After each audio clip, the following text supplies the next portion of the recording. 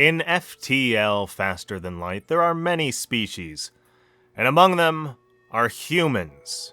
The game describes them as common and uninteresting, and I generally agree. I haven't really made my opinions known about humans in most fantasy or sci-fi settings. However, I'm generally on the side of humans being way more awesome than any alien ever could be.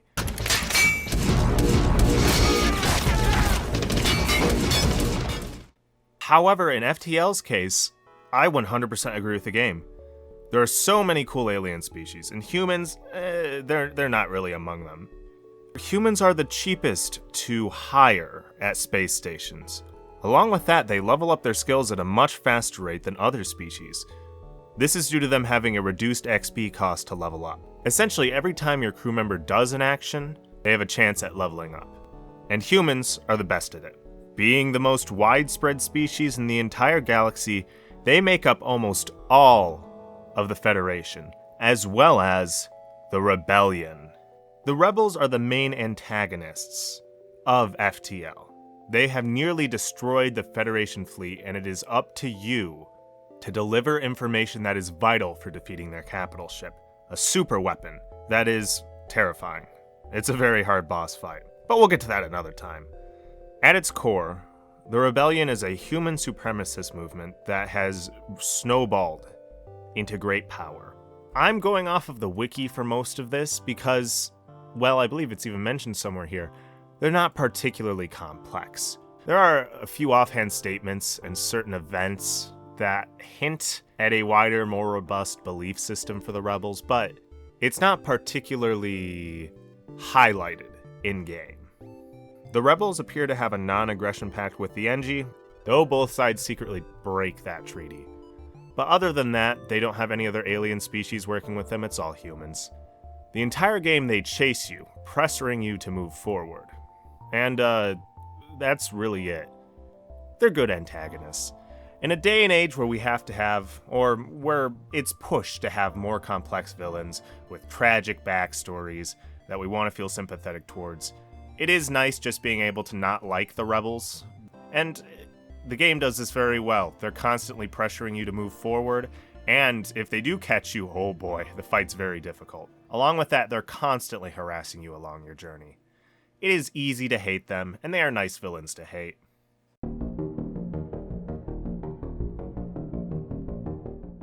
Ships in FTL are made of different components, and all of them are very important.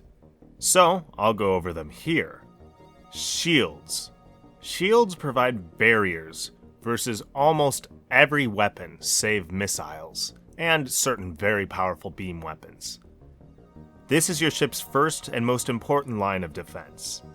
Every 2 units of power that are allocated to a shield increase the number of shields surrounding your ship by 1, up to a max of 4 shields.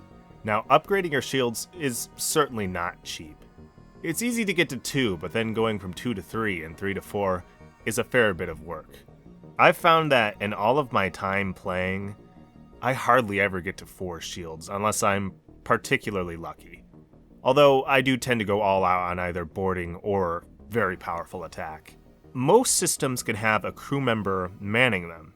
In the shield's case, any crew member manning it gives it a 10% recharge rate. And as your crew member levels up in the shield skill, that rate goes from 20% all the way up to 30%. Engines. Engines increase your chance at dodging, save beam weapons, and affect the rate at which your FTL drive charges. Your FTL is what allows you to jump in between different sectors and hyperspace points. It needs at least 1 power to charge up the FTL drive and jump, and if you have no power, that's going to be a fair bit of trouble, because if you're in a bad fight and it's not charging, well, you're probably going to be annihilated. Manning the system grants a 5% chance at evasion, and a 5% increase to the FTL drive charge rate. As your crew member levels up, this goes from 7% to 10%. Oxygen. Oxygen is necessary to not die. Tell me, why does it sound so easy to breathe? In space. All species, save one, need to breathe air. Your room color indicates how much oxygen is in that room. If it's white, that means it is full of it. That's good. If it's pink, that means it's not full, but it's near there. And then red lines going across it means that you're at 0, and crew members will begin to suffocate and take damage.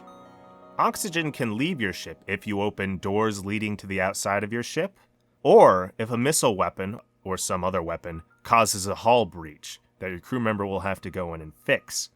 A neat thing about oxygen is that it can be used to put out fires instead of sending in crew members to slowly die as they try to put out a fire, because there can be no fire without oxygen.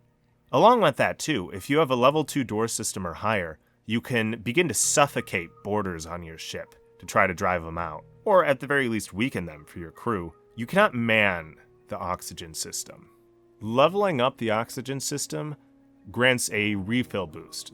Rooms that are missing oxygen will begin to fill up quicker. This has a little trick to it. I discovered this a long time ago. So if you have a level 2 system or higher and you have a hull breach, simply turn the oxygen to level 2, open the doors around the hull breach, and the room will fill up with more oxygen than is being sucked out by the breach, and your crew members will be able to safely run in without taking any damage and repair it.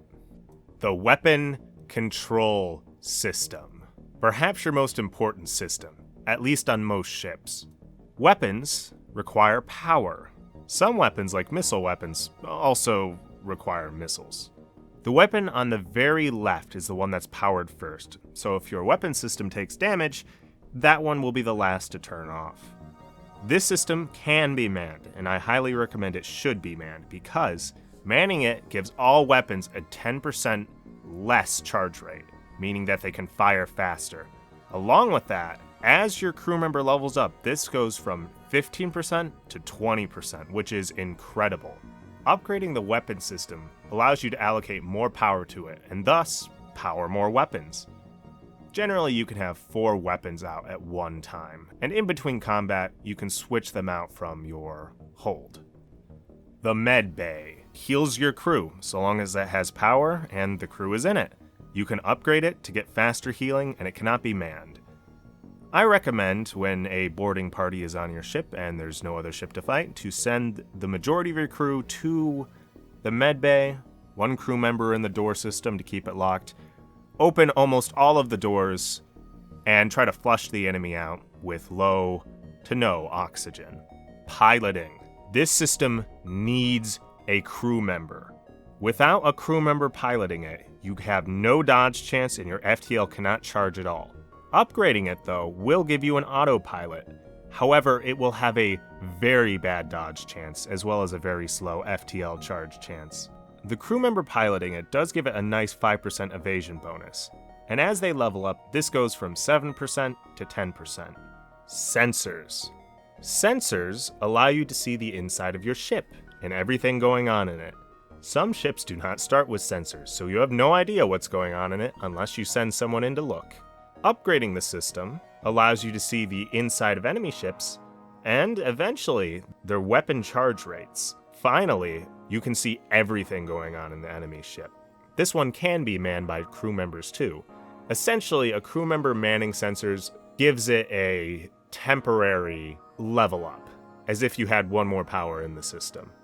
Doors.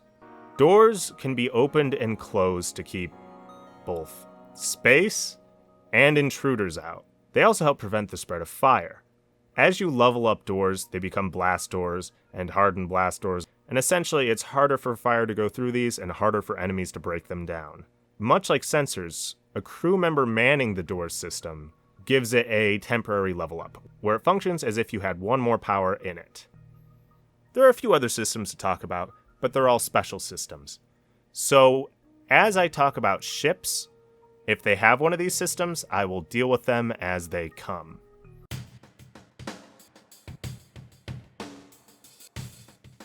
Now on to what we'll call the human ships, or the Federation ships, or the starting ships. I don't really know. This starts with the Kestrel. This class of ship was decommissioned from the Federation service years ago. After a number of refits and updating, this classic ship is ready for battle. level 1 oxygen, level 3 weapon control system, level 1 piloting, level 1 sensors, and a level 1 door system. It starts off with a burst laser 2 and Artemis missile system, as well as 16 fuel, 8 missiles, and 2 drone parts.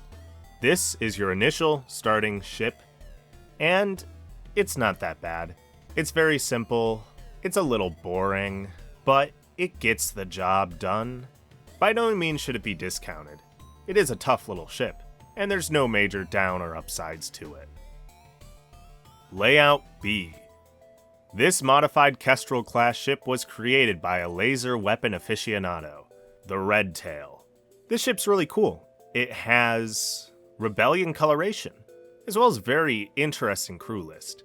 You start off with 2 humans, 1 Mantis, and 1 Zoltan, a level 8 reactor, level 2 shields, level 2 engines, a level 1 medbay, a level 1 oxygen system, a level 4 weapon control system, level 1 piloting, level 1 sensors, and a level 1 door system.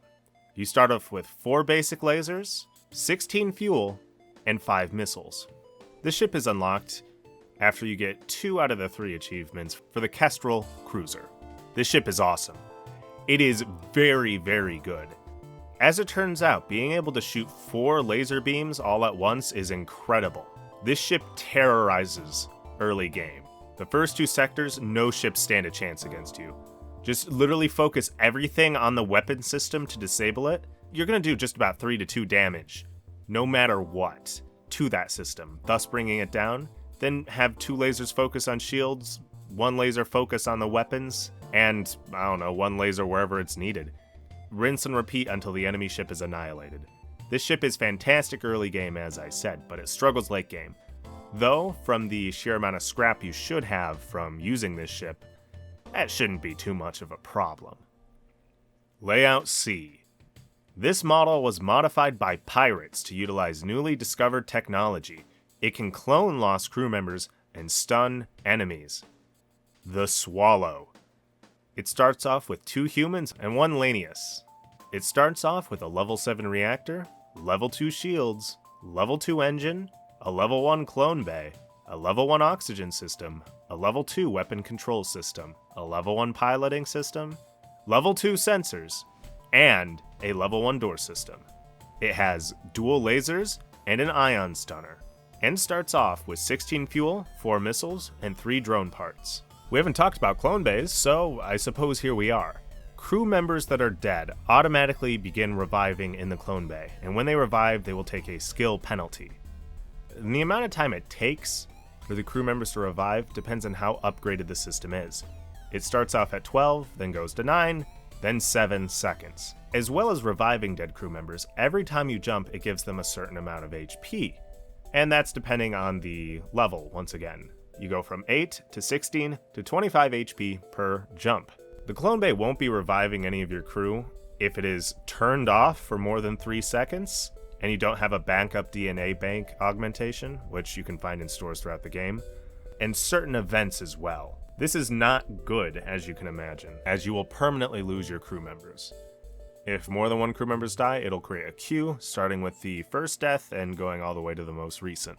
It's a very useful system, however you have to be very careful to keep it up, because 1 stray missile destroying it and then suddenly 1 dead crew member means that your crew will most likely not be able to fix it in time to have them revive.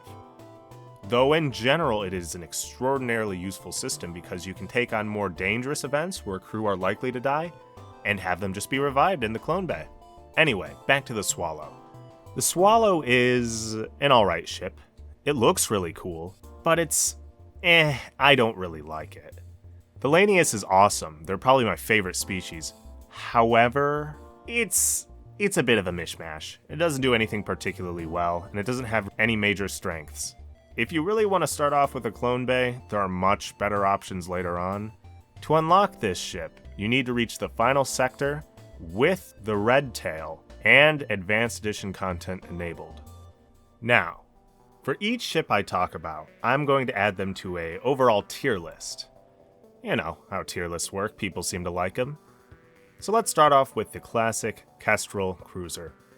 It's a firm C. It doesn't do anything particularly bad, but also doesn't do anything particularly great.